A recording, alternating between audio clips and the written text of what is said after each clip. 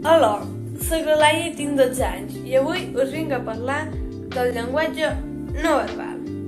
Primer de tot us faré una pregunta. Sabeu què vol dir llenguatge no verbal?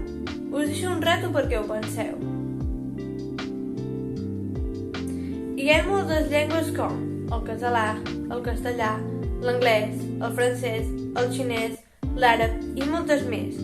De fet, en tot el món n'hi ha 7.097 idiomes, però el llenguatge no verbal vol dir que és amb el cos.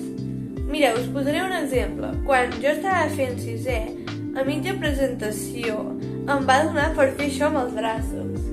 I com podeu imaginar, tothom estava rient, i m'incloc a mi.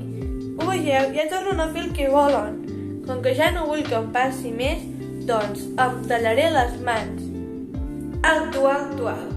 Hi ha una millor forma, però ja us l'explicaré més endavant.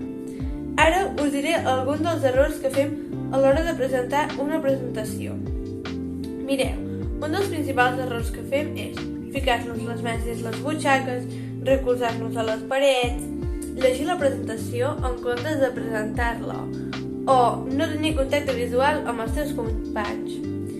Ara us diré alguns dels meus trucs.